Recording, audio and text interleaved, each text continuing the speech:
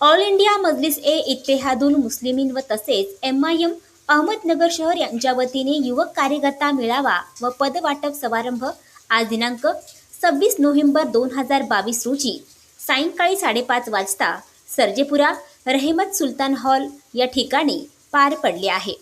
यावेळी अहमदनगर शहरातील MIM कार्यकर्ते यांची उपस्थिती होती।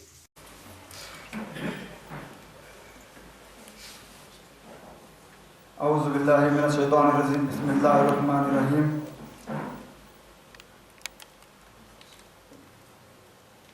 ऑल इंडिया मजलिस इत्तेहादुल मुस्लिमीन पार्टी के सदर बैरिस्टर असदुद्दीन ओवैसी साहब, फ्लोर लीडर अकबरुद्दीन ओवैसी साहब और हमारे महाराष्ट्र के अध्यक्ष तथा खासदार इम्तियाज जलील साहब और वर्किंग प्रेसिडेंट कार्य अध्यक्ष महाराष्ट्र के डॉक्टर गफ्फार कादरी साहब, पश्चिम महाराष्ट्र के अध्यक्ष अखिल मुजावर साहब, इन जितने भी सीनियर लीडर्स हैं सबका मैं शुक्रगुजार हूँ।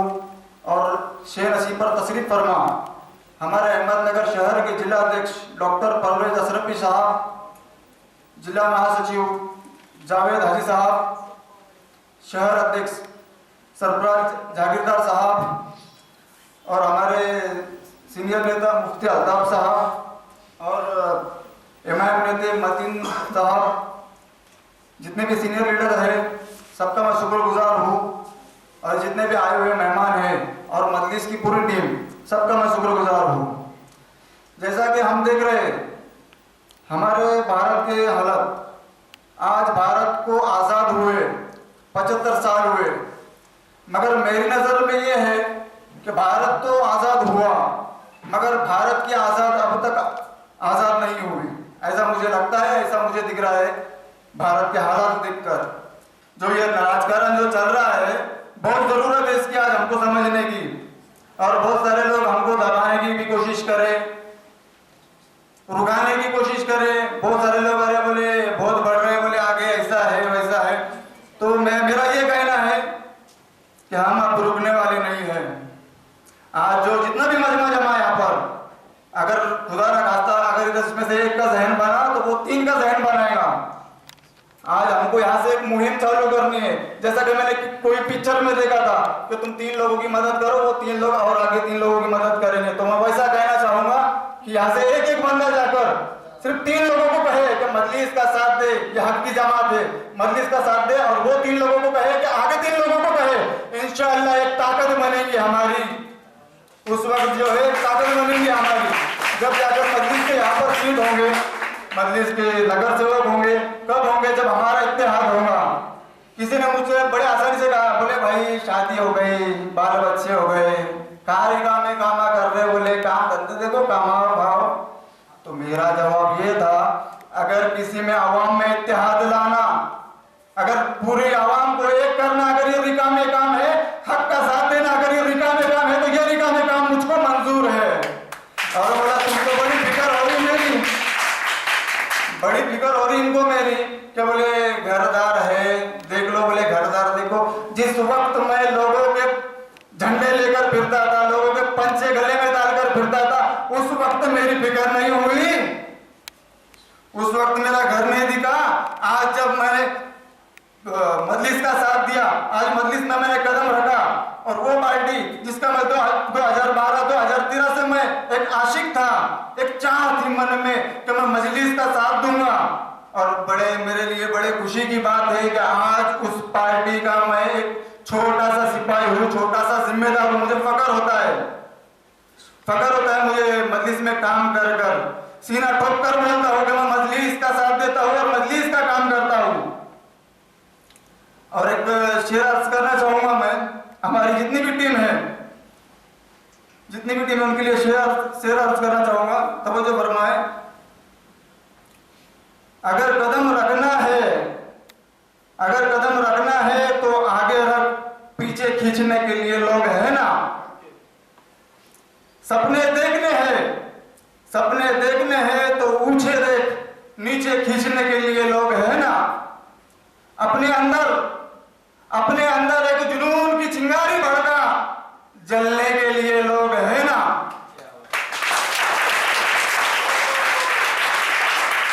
और बीच में भी कुछ मसले हुए थे। मसले को हर एक पार्टी में कुछ ना कुछ मसले होते हैं। थोड़े दिन पहले मैं जिम्मेदारी पर नहीं था तो कुछ लोगों ने मुझे मैसेज कर कहा, कुछ लोगों ने फोन पर कहा कि बोले भाई अब कैसा होगा, मजलिस तो तुम्हारी पूरी खत्म हो गई, बोले बिखर गई, बोले ये बोले मुझे। तो बोले मतलब भाई मजलिस में जब तक हम हैं इंशाअल्लाह मजलिस का काम रुकने नहीं देंगे जब तक हमारी साथ चल रही है। गिरते हैं शेर सवार मैदान जंग में, अरे होता है बाद वक्त, हम तो गए गिरेंगे उठेंगे फिर दौड़ेंगे मगर रुकने वाले नहीं है, रुकने वाले नहीं है। और डरने और घबराने वाली जमात का नाम मजलिस नहीं है, इतना याद रखो। ये शेरों की पार्टी है, इंशाअल्लाह मजलिस को कामयाब करके रहेंगे और इंशाअल्लाह इस आने वाले पालिका के इलेक्शन में भी मजलिस के कैंडिडेट खड़े करेंगे हम इंशाअल्लाह और कामयाब करके बताएंगे। ठीक है, इतना ही कहूँगा मैं। बहुत बहुत शुक्रिया। और जितनी भी टीम है, मेरी यूथ की टीम है या तो जितने भी मेरे सीनियर लीडर है, सबका मैं शुक्रगुजार हूँ कि जिन्होंने जब मेरे पास जिम्मेदारी नहीं थी उस वक्त भी मेरे से कंधा लगाकर खड़े रहे। ये लोगों का मैं जितना शुक्र अदा करूँगा उतना कम है, जितना मैं शुक्र अदा करूँगा उतना कम है, क्योंकि इन्होंने मेरे अच्छे बुरे वक्त में मेरा साथ दिया, मेरे कंधे से कंधा लगाकर खड़े रहे। जितने भी मेरी टीम है सबका मैं शुक्रगुजार हूँ, इंशाअल्लाह मरते दम तक इनका शुक्रगुजार रहूंगा मैं। ठीक है, शुक्रिया। शुरू अल्लाह के नाम से जो बड़ा मेहरबान निहायत रहम वाला है।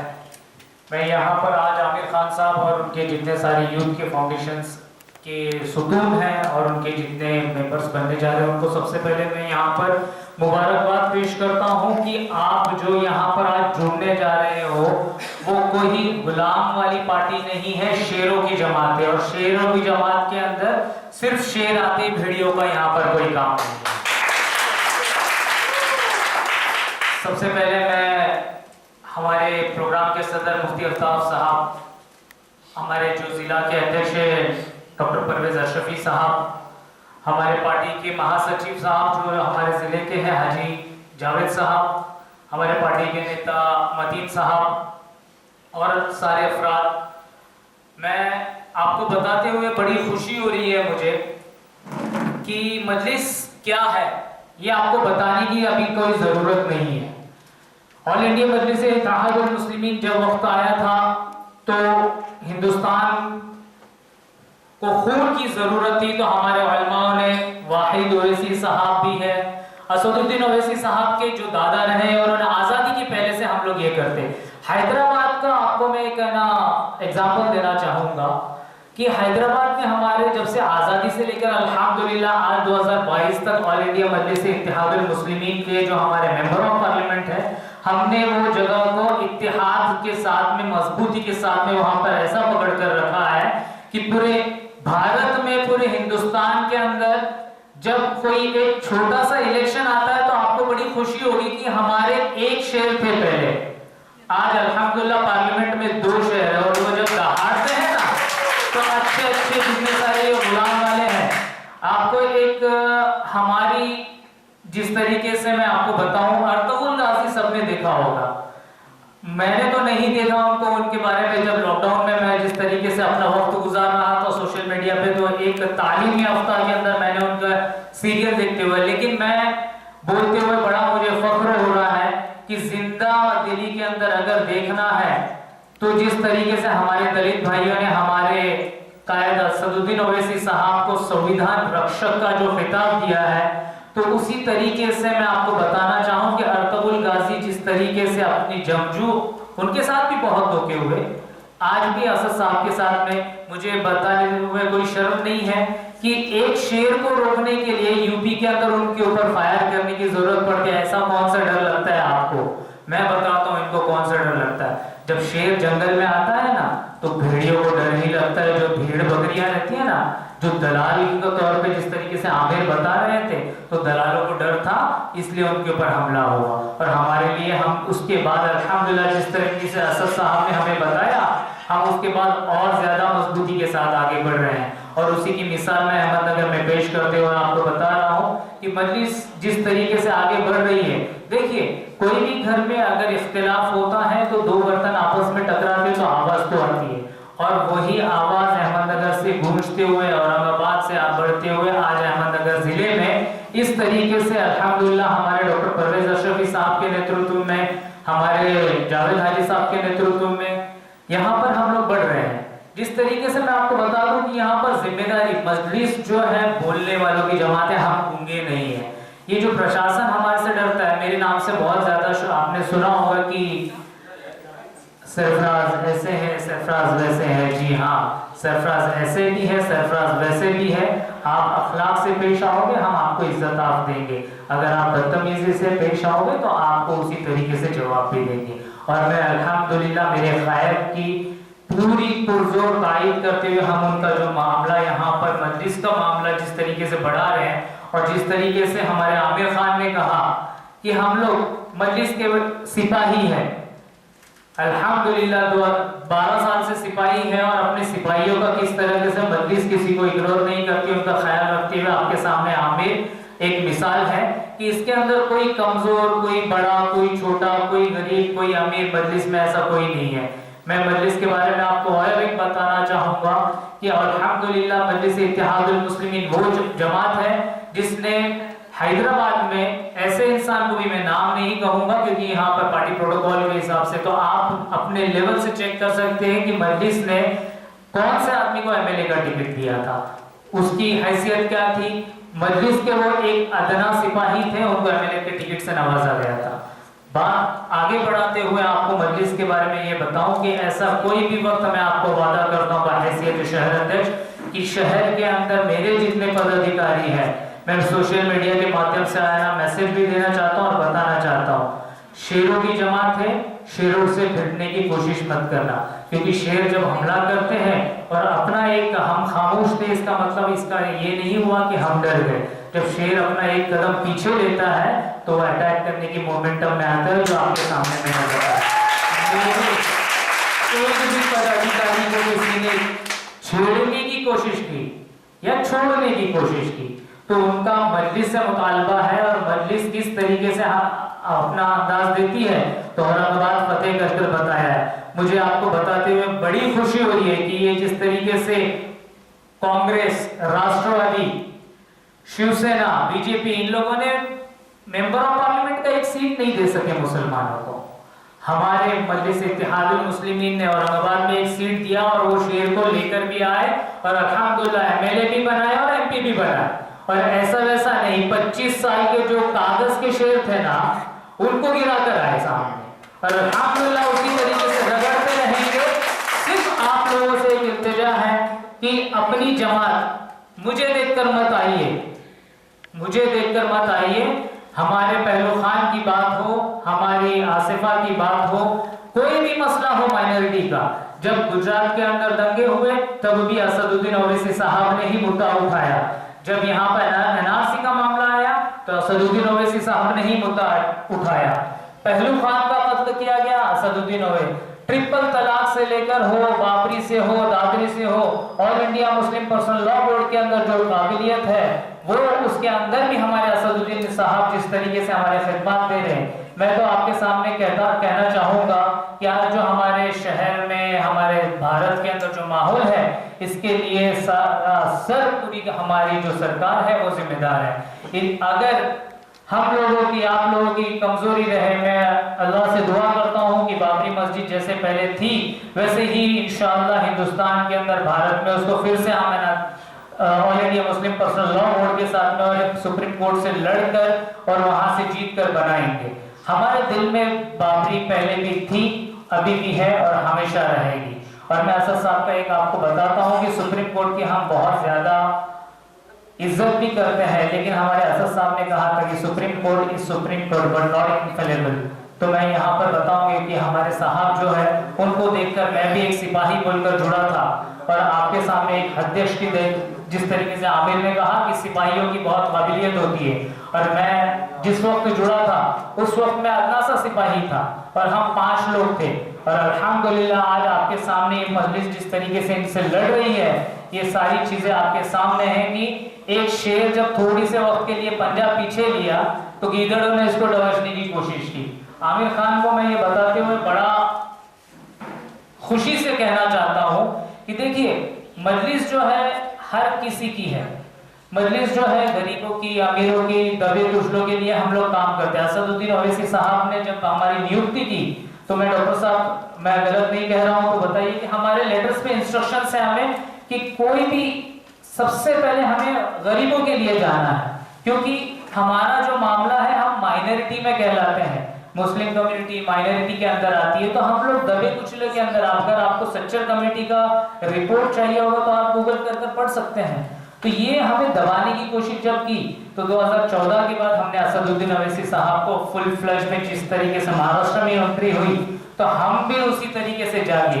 नहीं तो मैं 2014 से पहले आप ही के जैसा मैं भी गुलाम था, कहीं ना कहीं घूमता था कोई पार्टी के लेवल से, लेकिन मैं गुलामी से बाहर आया और आज शेर की दहाड़ के जैसा काम करता हूँ। असद साहब के, इम्तियाज जलील साहब, डॉक्टर गफ्फार गाजी साहब, अकल मुजव्वर साहब, डॉक्टर परवेज साहब, मैं यहाँ पर एक अदना आज भी सिपाही हूँ।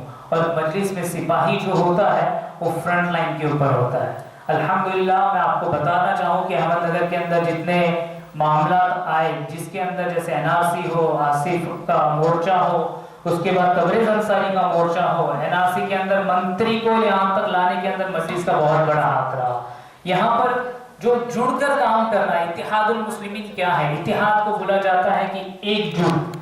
अगर हम एक साथ रहेंगे इंशाअल्लाह तो बड़ी से बड़ी ताकत सामने आ जाए इंशाअल्लाह, चकनाचूर। और ये ABCDEFG है ना, ये इसका ख्याल करने की जरूरत नहीं है किसी को।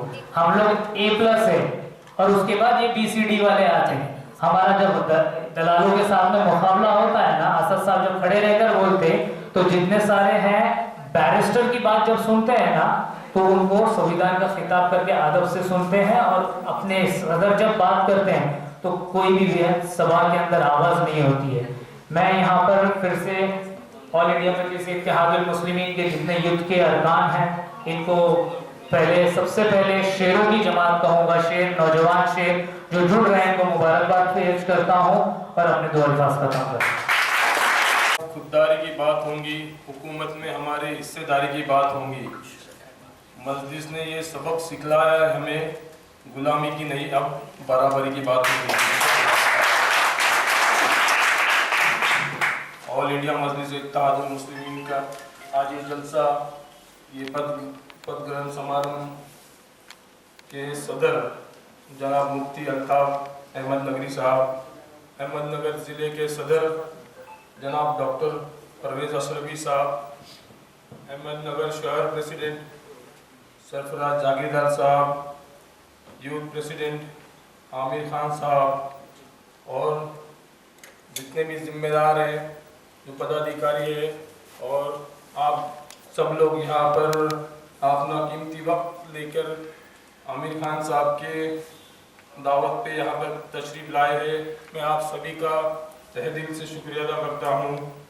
और जितने भी आज ये जो पद दिए जाएंगे, जिनको जिम्मेदारी मिलेंगी, जिनको जिम्मेदारी नहीं मिली उनको भी आगे मिल जाएंगी। लेकिन ये जमात हमारी है, हमको इसको कामयाब करना है, इसको आगे बढ़ाना है। इसके अंदर जितने भी लोग जुड़ते जाएंगे तो ये जमात उतनी कामयाब होते जाएंगी। आगे आने वाले इलेक्शन में हम इसके अंदर जो भी कैंडिडेट देंगे, जिसको भी इस इलेक्शन के अंदर खड़ा करेंगे, आप सबसे गुजारिश है कि आप उसको साथ दें, उसको कामयाब करें। मैं आमिर सबसे पहले मेरे साथ इस मजलिस में ज्वाइन हुआ था। एक बिस्मिल्लाहिर्रहमानिर्रहीम। स्टेज में तशरीफ फरमा इस प्रोग्राम के सदर मुफ्ती अल्ताफ साहब अहमद नगरी, MIM जिला महासचिव हाजी जावेद साहब, शहर अध्यक्ष सरफराज जागीरदार, शहर युवा अध्यक्ष आमिर खान साहब। आज ये जो प्रोग्राम है मजलिस इत्तेहादुल मुस्लिमीन का कार्यकर्ता मेळावा और पद वाटप का प्रोग्राम जो यूथ टीम ने किया है। मजलिस इत्तेहादुल मुस्लिमीन अहमदनगर में पिछले 2012 से काम कर रही है, लेकिन कुछ ऐसी बातें हैं जो आपके जहन में होना ज़रूरी है कि मजलिस अहमदनगर में आई किस तरह से और आज कौन से मकाम पर है। अल्हम्दुलिल्लाह जब 2012 में सोशल मीडिया के ऊपर हम सुनते थे कि बैरिस्टर असदुद्दीन ओवैसी साहब और अकबरुद्दीन ओवैसी साहब किस तरह से बात कर रहे हैं, तो एक क्रेज पूरे महाराष्ट्र में नहीं पूरे इंडिया के अंदर एक क्रेज था कि अकबर साहब क्या बात कर रहे हैं, असद साहब क्या बात कर रहे हैं। तो उस वक्त हमारी कुछ टीम ने एक ऐसा महसूस किया कि जिस तरह से ये बात कर रहे हैं तो ये हमें बता रहे हैं कि हम गुलामी से निकलकर हुकूमत की तरफ जाए, और इसलिए कुछ लोगों ने मजलिस इत्तेहादुल मुस्लिमीन अहमदनगर में लाने का फैसला किया। लेकिन उस वक्त ऐसा था कि नांदेड़ के अंदर मजलिस इत्तेहादुल मुस्लिमीन ने महाराष्ट्र में पहली बार महानगर पालिका के इलेक्शन में इंतखाब किया, और अल्लाह के फजल करम से 11 नगर सेवक मजलिस के चुनकर आए, और पूरे महाराष्ट्र में उसकी हलचल हुई कि ये मजलिस यहाँ क्या करने के लिए आए। और सबसे बेहतरीन काम जो कांग्रेस और राष्ट्रवादी ने किया कि मजलिस को भाजपा की बी टीम करार दे दिया। क्या सच में मजलिस भाजपा की बी टीम है? अगर देखा गया तो हम महाराष्ट्र में नहीं इंडिया में रहने वाले जितने भी मुस्लिम, अल्पसंख्यक, दलित जितने भी लोग हैं, इन्होंने जिस दिन से देश आजाद हुआ और इसके पहले भी सिर्फ कांग्रेस का साथ दिया। महाराष्ट्र में हमने कांग्रेस और राष्ट्रवादी को इक्तेदार पे बिठाया, हमने इनका आमदार बनाया, इनका खासदार बनाया, इनका नगर सेवक बनाया, इनका महापौर बनाया, इनका नगर अध्यक्ष बनाया। अगर नगर सेवक बनना है तो दादा बनेगा, अगर महापौर बनना है तो भैया बनेगा, अगर उप महापौर बनना है तो ताई बनेगी, अगर आमदार बनना है तो भैया बनेगा। सिर्फ काका, दादा, मामा, यहाँ तक कि हम सीमित रह गए कि इनको हमने जिता कर दिया, इनके लिए जिंदाबाद और मुर्दाबाद किया। लेकिन हम कहाँ हैं?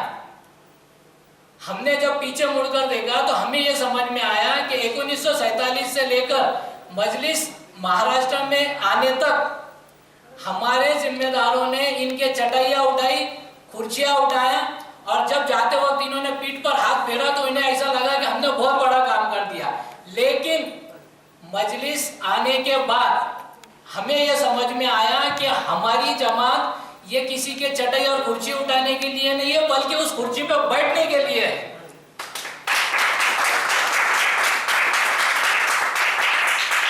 जब मजलिस के कुछ जिम्मेदार अहमदनगर के अंदर पहली बार आए थे और इन्होंने जब लोगों से कहा कि एक वाकया था कि एक जिम्मेदार से मैंने सुना था कि चाय पीने के लिए बैठे और चाय पीते वक्त उन्होंने बताया कि भाई हम ऑल इंडिया मजलिस इत्तेहादुल मुस्लिमीन का काम करते हैं और हम उसके लिए यहाँ लोग घूमने के लिए आए, लोगों से मुलाकात करने के लिए आए।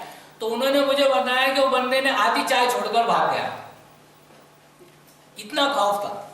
लेकिन आज अल्हम्दुलिल्लाह मजलिस उस दौर से निकलते हुए यहाँ तक पहुंची है कि हमने पिछले आमदारकी के इलेक्शन में हमारा कैंडिडेट खड़े किया और अल्हम्दुलिल्लाह हमारा कैंडिडेट 3 नंबर पे रहा। हमने जो कैंडिडेट खड़े किया था, इसके वजह से जिस लोगों को टेंशन हुआ उन लोगों ने सबसे ज्यादा बदनामी की कि मजलिस आने के बाद में हमारा नुकसान हो जाएगा, कौम का नुकसान हो जाएगा। मैं कहता हूँ क्यों नुकसान होगा? हमने जिनको आज तक कामदार खासदार बनाया उन्होंने हमारा क्या फायदा किया? कुछ फायदा किया? तो पता ये चलता है कि इन्होंने सिर्फ इनका फायदा किया और हम आज भी वहीं पर है जहां 1947 में थे। हमारी जिम्मेदारी यह है कि हम हमारी ताकत किस तरह बढ़ाएं। आज जिन लोगों को जिम्मेदारी मिली है, इन लोगों को जिम्मेदारी मिली मतलब क्या हुआ कि ये लोग अब जिम्मेदार हो चुके हैं और इनको मजलिस बढ़ानी है। जो आज जिस मकाम पर मजलिस इत्तेहादुल मुस्लिम है, इससे उस मकाम पर लेके जाना है कि आने वाले इलेक्शन में हमारे नगर सेवक चुनकर आए। हमें क्या करना है? हमें सबसे पहला तो ऑल इंडिया मजलिस इत्तेहादुल मुस्लिमीन, ये जो नाम है ये नाम समझना है। इसमें एक अल्फाज आता है इत्तेहाद। इत्तेहाद बोले तो क्या? एक साथ होना, संगठन करना, ताकत बढ़ाना और उस ताकत से जुल्म के खिलाफ लड़ना। हम इत्तेहाद की बात करेंगे, हमारे को आपस का इंतजार सब बाजू को रखना पड़ेगा। हम इत्तेहाद की बात करेंगे तो हमें एक साथ होकर प्रशासन से लड़ना पड़ेगा। हमारी जिम्मेदारी ये है कि इत्तेहादुल मुस्लिमीन की ताकत किस तरह से बढ़ाए। अब यहाँ जिम्मेदारी दी गई, युद्ध की जिम्मेदारी दी गई और उसके साथ में संगठन मजबूत करने का काम चालू हुआ है अल्हम्दुलिल्लाह। अब आने वाले इलेक्शन को 1 साल बाकी है। 1 साल के अंदर हमें क्या क्या करना है, ये बहुत ज़रूरी काम है। मजलिस ने आज तक क्या किया ये आपके सामने है। जिम्मेदारों ने आपको बताया कि मजलिस किस तरह से काम कर रही है। हैदराबाद से निकल के महाराष्ट्र में आई, महाराष्ट्र से बिहार, यूपी, मध्य प्रदेश, यहाँ मजलिस के जिम्मेदार और नुमाइंदे मौजूद हैं। लेकिन हमें क्या करना है, हम अहमदनगर शहर की बात करेंगे। अहमदनगर शहर के अंदर 1 साल के बाद में इलेक्शन चालू होने वाला है। 1 साल के अंदर हमें क्या करना है ये बहुत ज़रूरी है। हर वार्ड के अंदर वार्ड अध्यक्ष जरूरी है, उसको उस वार्ड की जिम्मेदारी और उस वार्ड में कौन है, क्या है, किसके कितने वोट से ये जरूरी है। इसके लिए हमें अपना संगठन और इससे ज़्यादा बढ़ाना पड़ेगा। जब हम हर वार्ड वाइज काम करना शुरू कर देंगे और हर वार्ड वाइज जिम्मेदारी देना शुरू कर देंगे तो हमारे को ये अंदाज आ जाएगा कि आने वाले इलेक्शन के अंदर हम कहाँ पर हैं। और आज ही मैं आपको एक मुख्तसर बात बोलकर मेरी बात खत्म करूंगा कि आने वाले जो महानगर पालिका इलेक्शन 1 साल के बाद में जो आने वाले हैं, उस वक्त मजलिस कितनी ताकत से लड़ने वाली है। क्या जो भी महापौर बैठेगा वो मजलिस के सिवा, मजलिस की मदद के सिवा बैठ नहीं सकते। ये आज मैं आपको बता दूं।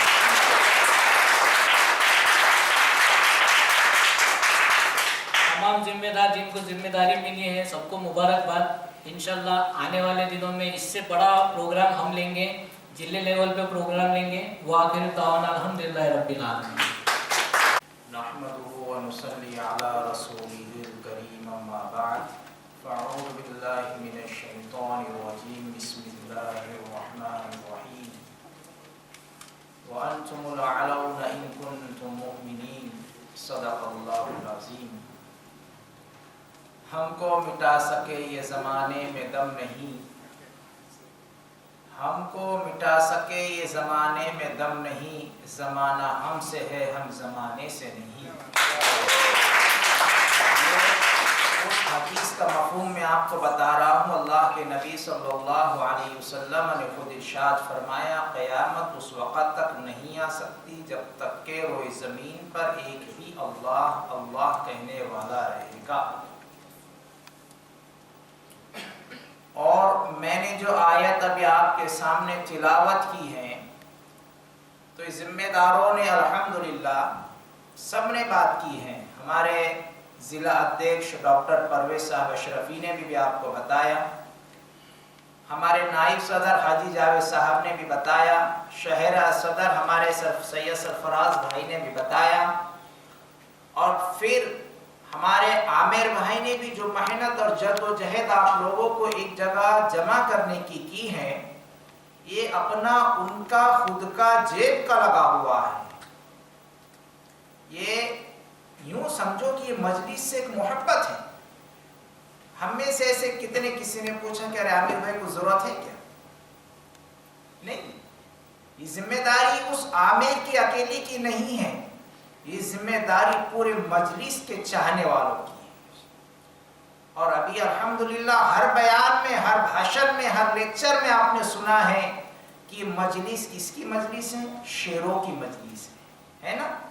लेकिन याद रखो, मैं 2 कदम आगे बोलता हूं, शेर को नचाने वाले भी मौजूद हैं। आज शेर का शिकार करने है शिकारी शेर, लेकिन आज शेर का शिकार करने वाले भी हैं। कैसे शिकार किया जाएगा आपका? आप अल्हम्दुलिल्लाह मजलिस के शेर हैं, टाइगर्स हैं आप, है ना? तो आपको शिकार किया जाएगा। अब किस चीज से शिकार किया जाएगा? आपके ईमान को खरीदा जाएगा, आपके ज़मीर को खरीदने की कोशिश की जाएगी, आपके अपने धर्म को खरीदने की ट्राई किया जाएगा। आप तो शिकार शेर है भाई, कैसे बिक गए? तो बिकेंगे ऐसे वक्त में नोटों के जरिए से बिकेंगे, पक्का इंशाअल्लाह। बोलो सब। और ये मजलिस खरीदारों की मजलिस है, अपने ईमान को और अपने आप को बेचने की मजलिस नहीं है। और जो बेचता है वो हम में से नहीं है। खरीदार बनो, अपने अपने आप को बेचने वाले दल्ले और दलाल मत बनो। हम सिपाही हैं इस मजलिस के, तो सिपाही भी वफादार बनो, गद्दार मत बनो, तो मजलिस का फायदा है। ये मजलिस सिर्फ मुसलमानों की नहीं है, ये मजलिस मुसलमान की तो है, हिंदू भाइयों की भी है। ये मजलिस हमारे क्रिश्चियन भाइयों की है, ये मजलिस हमारे मराठा भाइयों की है, ये मजलिस उन तमाम लोगों की है जिन पर जुल्म और अन्याय हो रहा हो। असदुद्दीन ओवैसी साहब ने सिर्फ मुसलमानों के लिए थोड़ी ना ऑब्जेक्शन लिया है, मुसलमान के लिए लिया है और हमारे हिंदू भाइयों के लिए भी बहुत जगह उन्होंने ऑब्जेक्शन लिया है। रही बात बी टीम है, अल्लाह हम जानते हैं हम बी टीम नहीं है। अरे भाई हम बी हैं पर आप तो ए हैं ना, तो इस तरह से आपको परेशान किया जाएगा, आपको जिम्मेदार बनाया। जब आम चर्चा होगी, जैसे हमारे आमिर भाई को बोला गया घरदार देखना शादी हो गई ना, आपको बोला जाएगा अरे कोई छोकरी नहीं देगा तेरे को, लड़की कोई नहीं देगा, बोलना भाई लड़की नहीं भी चलेगा, सब आते। आपको डराया जाएगा, धमकाया जाएगा, लेकिन याद रखो साबित कदमी के साथ रहो। और सिर्फ साबित कदमी आप अकेले नहीं कर सकते हैं, आप पर हालात आएंगे, अल्लाह से दुआ मांगनी है। आपको गाइडेंस के लिए हमारे सदर शहर मौजूद है, हमारे नायब सदर हैं और फिर हमारे जिला सदर है डॉक्टर परवेज अशरफी साहब, इनसे रुजू रहो, इनसे कांटेक्ट में रहो। ये नहीं कि इन्होंने हमको जिम्मेदार दिया तो अब हम हमारे एरिया के बॉस हो गए, नहीं,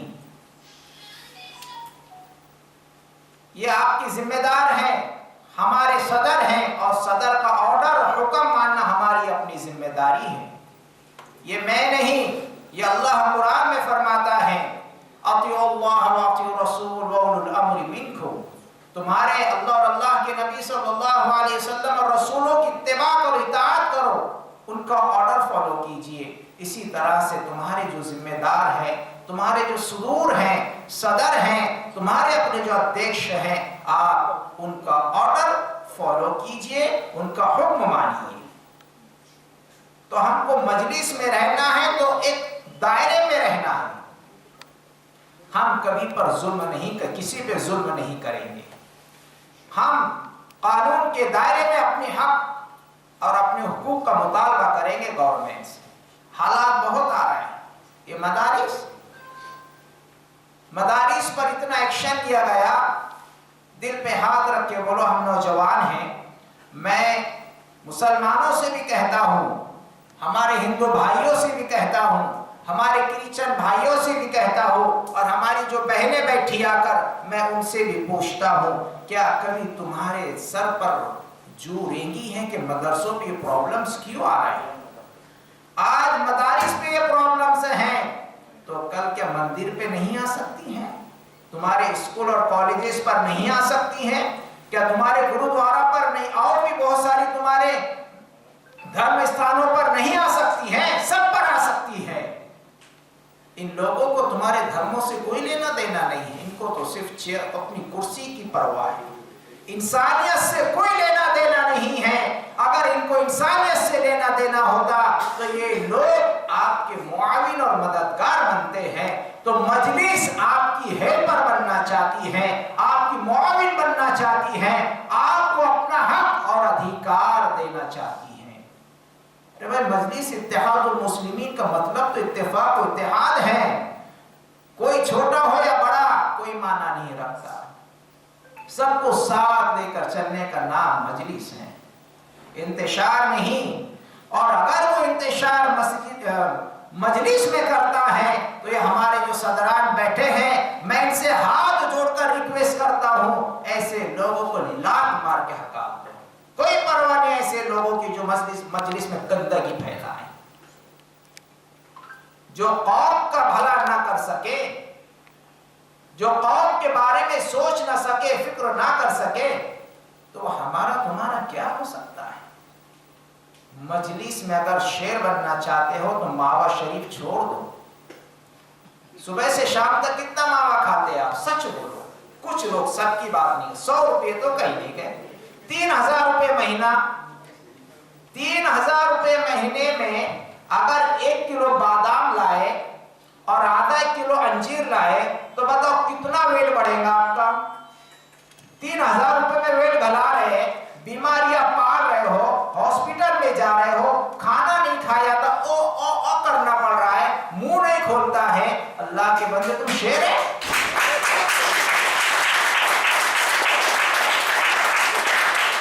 अपने आप को शेर कहते हो और तुम्हारी बॉडी है क्या? अगर जर्किन तुमको बड़ा पहनाया जाए, कोट पहनाया जाए तो कोट का वजन तुमसे ज्यादा होगा और अपने आप को शेर कहते हो। सुबह जल्दी उठो, एक्सरसाइज करो और कोई छेड़े तो उसे छोड़ना भी नहीं। तब जाके अपने आप को ऐसा मजबूत बनाओ। आप मेहनत कीजिए, कोशिश कीजिए, एक्सरसाइज कीजिए, खाओ पियो, तलाक को मावे को तलाक दे दो, 1 नहीं 3 तलाक दे दो उसको। तो प्लीज आज के बाद अपनी जान और मेहनत को बन, क्योंकि आगे चलकर जरूरत पेश आएगी तुम जैसे नौजवानों।